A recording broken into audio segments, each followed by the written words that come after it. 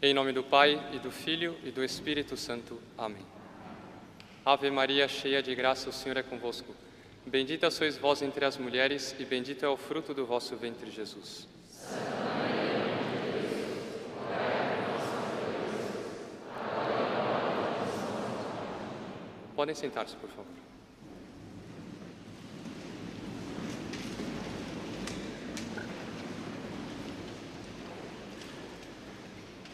As impressões de quem entra nessa basílica, seja pela primeira vez, seja pela milésima vez, são sempre somativas e sempre há alguma surpresa. Mas teve uma vez uma pessoa que veio aqui pela primeira vez. Ela visitou tudo, aquela sequência de surpresas que a pessoa vai tendo. Tem gente que já pergunta se o refeitório é a igreja, depois vê o pátio, todas as construções que tem no pátio. E quando entra aqui, muitas vezes é difícil de segurar a emoção, segurar as lágrimas. E a pessoa já no fim, se dirigindo para o carro, com os olhos molhados assim, ela dizia: nossa, quem pensou em tudo isso aqui foi um gênio. Mas pelo seguinte sentido que ela pegou. A gente chega no portão, aquele portão verde, digno, mas muito simples. Depois a gente chega na portaria, aquela imagem de Nossa Senhora, uma estrada com uma mata bastante abundante, mas não tão organizada assim. E depois a pessoa vai vendo uma construção, outra construção. Chega no pátio, uma surpresa imensa. E depois chega na basílica e, nossa, eu não imaginava isso aqui. Quem pensou nessa sequência toda? E a pessoa imaginando que tinha sido um arquiteto que pensou que a estrada fosse assim, etc. Tudo genial.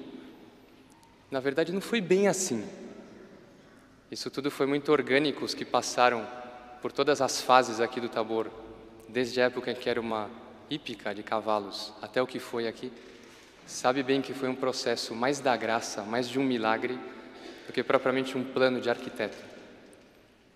Mas a providência escreveu por cima disso. Sobretudo, porque tudo isso aqui é, em primeiro lugar, o reflexo da alma de um homem, o reflexo da alma de Monsenhor João. É assim, é sempre dando surpresas novas. E é o fruto de uma alma muito meditativa, muito contemplativa. E é um símbolo, todo esse percurso que nós temos subindo, chegando no pátio, vindo até aqui, é o símbolo do que nós vamos fazer agora. Muitas pessoas já fazem essa meditação há décadas. Algumas pessoas há alguns meses. Talvez haja alguém aqui que está fazendo pela primeira vez. E não é mal lembrar o que é uma meditação. Alguém dirá, todo mundo já sabe, mas tem aquele ditado que diz: de tão sabido, calado, de tão calado, esquecido. Se a gente não lembra de vez em quando o que a gente sabe, a gente acaba esquecendo. O que é meditar? O que é fazer uma meditação? Qual que é a diferença entre uma meditação, uma aula, um sermão, uma leitura espiritual? Meditação é um caminho, vem da palavra médios, meio. São várias etapas que nós vamos transpondo para chegar a um fim, para chegar até a basílica. Qual que é o fim da meditação? O fim da meditação é a contemplação.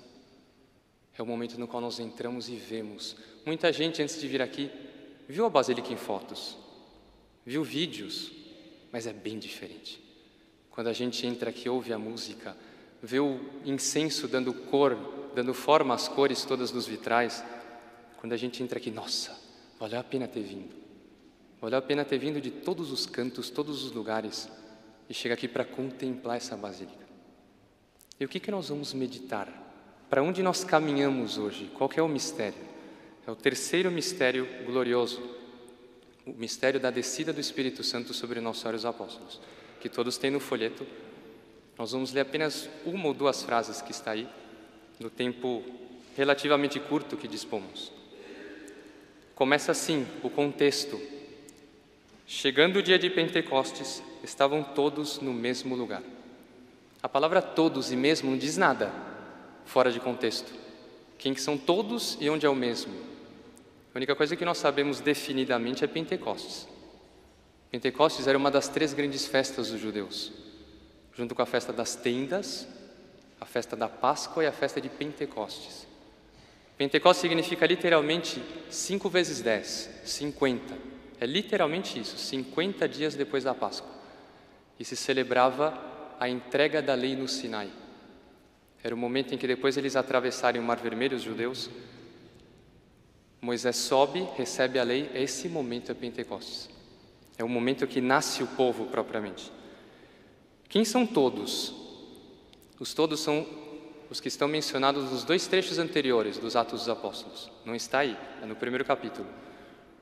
São 120 que estão reunidos para a eleição de Matias, substituto de Judas, e aqueles que estão descritos um pouquinho antes, que são os apóstolos, as santas mulheres e Nossa Senhora, que evidentemente está aí. E o lugar é o cenáculo, o mesmo lugar da Santa Ceia, que provavelmente é a casa da mãe de São Marcos, que depois é mencionada nos Atos dos Apóstolos também. Sabemos onde estamos, sabemos quem está lá, sabemos a época. Como é que eles fizeram para chegar lá, esses 120? Porque é um privilégio extraordinário. Só 120. Como é que eles chegaram aí? As vias mais diferentes possíveis. Só em pensar que está aí Lázaro, dá para pensar que tinha gente que tinha história para contar ali dentro. Imagine se nós pudéssemos perguntar para Lázaro como foram os 4 dias que ele passou morto. Esse homem teria o que contar. Se a gente pudesse entrar no cenáculo, chegar perto de Lázaro, boa tarde, tem passado bem? Introduzindo para em certo momento tentar perguntar para ele, como é que foram aqueles 4 dias? O senhor foi julgado? É uma pergunta. Lázaro foi julgado? Toda pessoa que morre é julgada imediatamente, está na carta aos Hebreus. Lázaro foi julgado.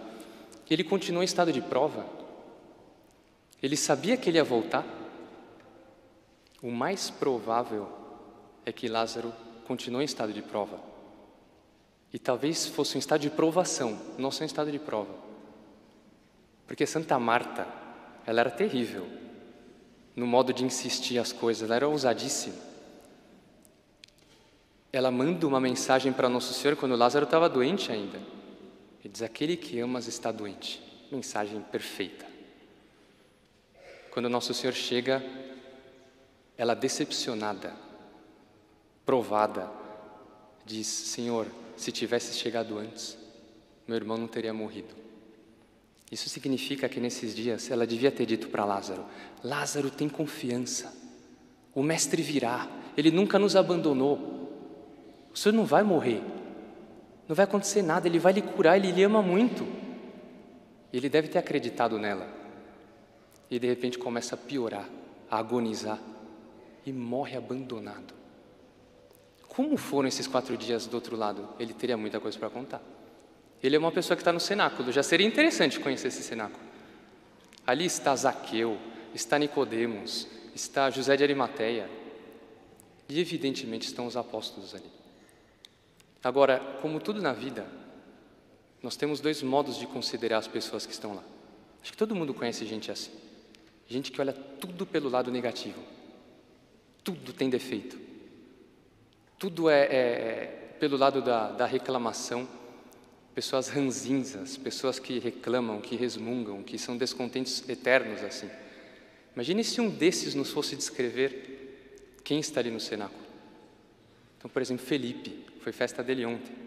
Esse Felipe, esse um dos 12, pobre coitado, não entendeu nada. Ele passa 3 anos com o nosso Senhor Jesus Cristo. Nosso Senhor falando sobre a relação dele com o Pai. Eu e o Pai somos um. Revelações grandiosas. Antes que Abraão existisse, eu sou. Chega na última ceia, último convívio, a última vez que ele se dirige a nosso Senhor Jesus Cristo, ele solta uma horrivelmente fora da pista. Senhor, mostra-nos o Pai, isso nos basta. Nossa Senhora, não aprendeu nada, coitado, não viu nada.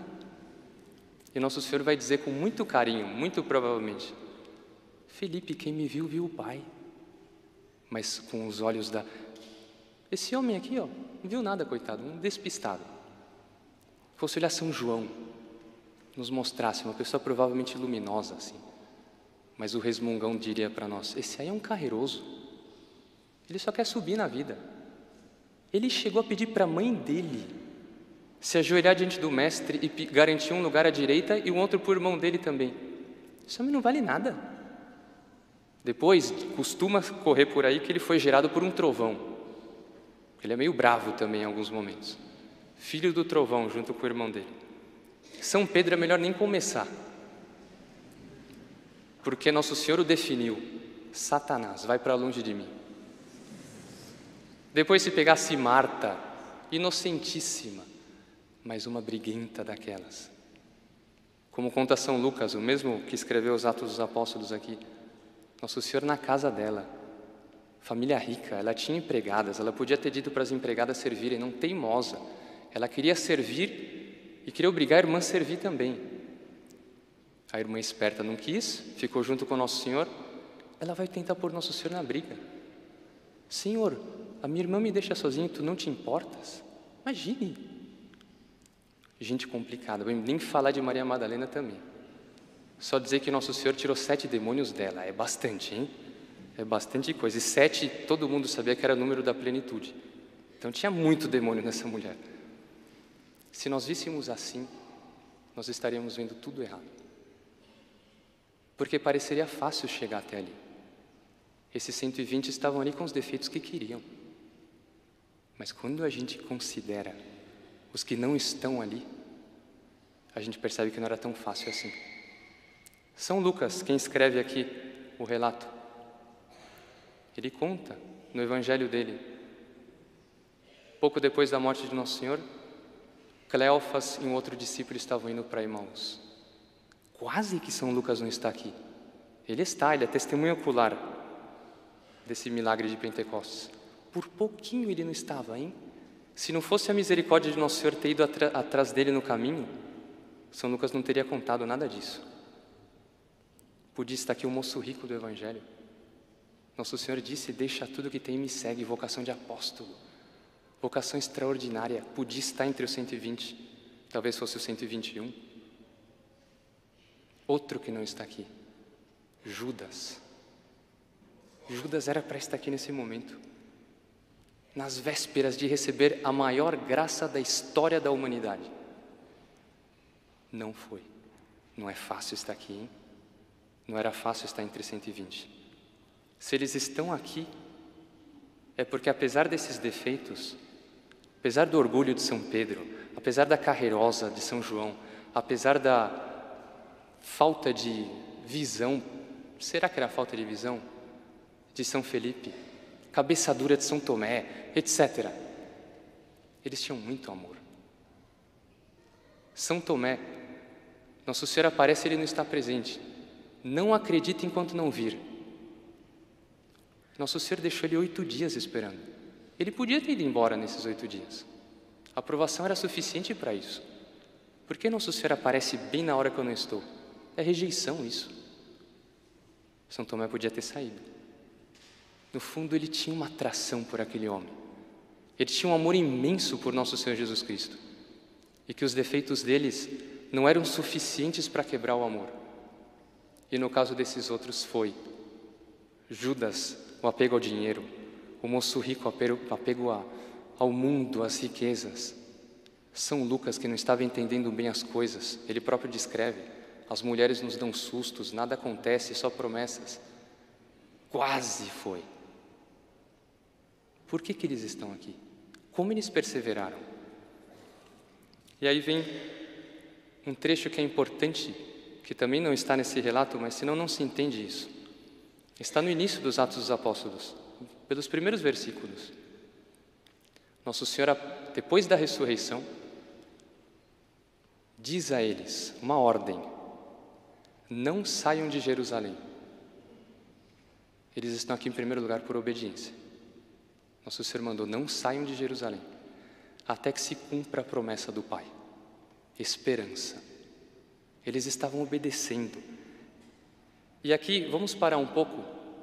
Antes de chegar na igreja, nesse nosso percurso de meditação, vamos parar no pátio um pouco e contemplar isso. Não saiam de Jerusalém. O que é não sair de Jerusalém? Cada um de nós tem uma Emaús, tem uma Babilônia, tem uma Samaria, chame como quiser. mas são aqueles momentos nos quais o demônio nos oferece algo que é contrário ao que Deus quer. Então, por exemplo, eu acordo num domingo, eu sei que domingo é dia de missa, mas me vem aquela preguiça. Ou é um dia muito quente, ou um dia muito frio, ou eu tenho 1000 diversões para fazer no domingo, mas é missa, é o dia do Senhor. O que custa eu reservar algumas horas para Deus? Eu que peço tantas coisas a Ele. Mas é o Emaús que me atrai.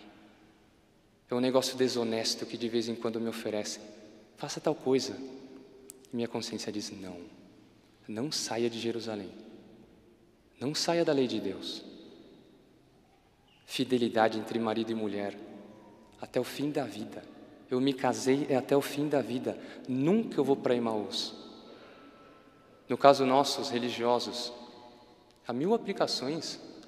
Se eu tenho vocação autêntica, é atração do mundo, é querer ser isso. Não, eu quero ser o que Deus quer, não sair de Jerusalém. E a promessa do Pai. Todos nós aqui temos promessas, carregamos 1000 promessas.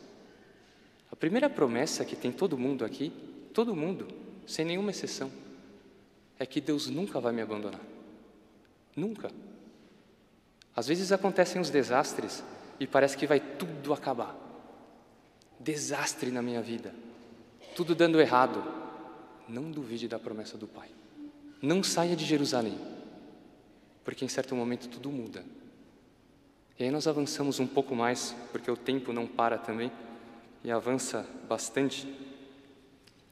E nós vamos entender que no fundo, eles perseveraram por causa de um grande detalhe, que é o mais importante de todos, que eles estavam com Maria, a mãe de Jesus. Eles estavam com Nossa Senhora. Foi por causa dela que eles conseguiram perseverar. E aqui tem uma coisa extraordinária. O que Nossa Senhora estava fazendo? Santo Agostinho, ele diz, isso é clássico, todo mundo se lembra disso, que Nossa Senhora, antes de conceber o Messias no ventre dela, ela o tinha concebido na mente dela. E quando ela chegou à imagem perfeita do Messias, aparece São Gabriel e o Espírito Santo pousa a sombra dele sobre ela. Monsenhor João tem um comentário extraordinário sobre Pentecostes, que ele diz que nesse período, depois da ressurreição de nosso Senhor Jesus Cristo, Nossa Senhora estava gerando o corpo místico de Cristo. E ela estava pensando nas catedrais que haveria, nos cerimoniais, na liturgia, nos mártires, nas virgens, nos santos casais, nas santas famílias que haveria. Estava pensando, provavelmente nessa igreja. Será que Nossa Senhora viu, nesses 50 dias, essa igreja? É certíssimo. Qual que é a prova? É uma prova de fé. É porque Monsenhor João, quando ele foi fazer essa igreja, e todas as igrejas que ele faz, ele não consultou nenhum arquiteto, nenhum engenheiro. Ele consultou o Imaculado Coração de Maria, e foi ali que ele viu. E a partir dali ele começa a construir isso. Como ele próprio disse uma vez numa entrevista, Monsenhor João, com essas construções todas, o que o senhor quer? O que o senhor está fazendo? Monsenhor João disse, eu estou construindo uma nova civilização. Que ele viu no Imaculado Coração de Maria. Nossa Senhora viu, Nossa Senhora nos viu. E no dia anterior de Pentecostes, ela gerou o corpo místico de Cristo na cabeça dela, na mente sacratíssima dela. E nessa hora se dá o que está aqui. Veio do céu um grande ruído. Estava pronto. Desce, não vamos meditar sobre as chamas de fogo, sobre o vento, sobre o ruído, porque não há tempo para isso. Mas Ana Catarina Emmerich diz que assim que os apóstolos receberam o Espírito Santo, os apóstolos de um lado, as santas mulheres de outro, começaram a se abraçar de alegria. E um olhava para o outro e não acreditava. E Monsenhor João, cuidadoso com os detalhes, Monsenhor João disse, eu acho que até a barba deles mudou de aspecto. Se uma pessoa tinha mancha numa túnica, a mancha desaparecia. E as sandálias estavam super bem engraxadas, Monsenhor João dizia. Então eles mudaram completamente, irreconhecíveis. Uns aos outros se olhavam, meu Deus do céu, estavam transformados. Esperaram, obedeceram, chegaram a esse momento. Mas para terminar, o relógio nos indica apenas 2 minutos aqui. Pentecostes é o nascimento da igreja. É o momento no qual a igreja nasce, na paixão como que ela foi gerada. Em Pentecostes, ela sai à luz, ela nasce propriamente, é como o Natal da igreja.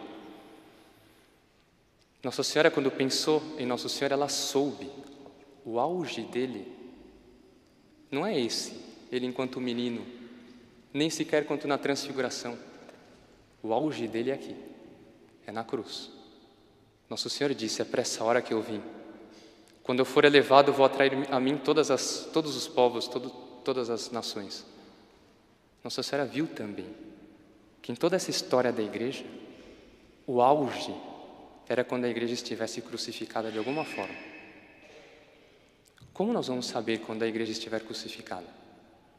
Porque nessa hora, quando nós percebermos que a igreja está crucificada, nós devemos esperar tudo o resto também. Está chegando a promessa do Pai. Está chegando a ressurreição. Está chegando uma nova vinda do Espírito Santo que a igreja reza na liturgia dela, com tanta clareza. Se alguém descobrir que a igreja está crucificada, espere, aguarde, porque alguma coisa grandiosa está acontecendo. Se alguém vir a igreja sendo ou vilipendiada de fora, ou até misticamente, se alguém conseguir vir a igreja personificada em alguém, e esse alguém crucificado, espere, está para acontecer a promessa do Pai. A única coisa que Nossa Senhora nos pede é essa: nunca sair de Jerusalém. Nós esperamos um retorno do Espírito Santo. O Dr. Plinio dizia que o que aconteceu em Pentecostes foi mais ou menos o que aconteceu com Adão. Na paixão, Deus modelou o boneco de barro. Em Pentecostes veio o sopro e Adão tomou vida. Ele disse, em Pentecostes foi o batismo da igreja. O grande retorno, o gran retur, como ele chamava, será a confirmação da igreja. É para isso que nós somos chamados. Esperemos. Não façamos a loucura de deixar Jerusalém. Nunca duvidemos da promessa do Pai. E vai chegar o momento em que nós vamos chegar a essa conclusão. Valeu a pena ter esperado. Valeu a pena ter sofrido. Valeu a pena não ter desanimado. Valeu a pena porque nós vamos ver maravilhas como nunca imaginamos. Louvado seja nosso Senhor Jesus Cristo.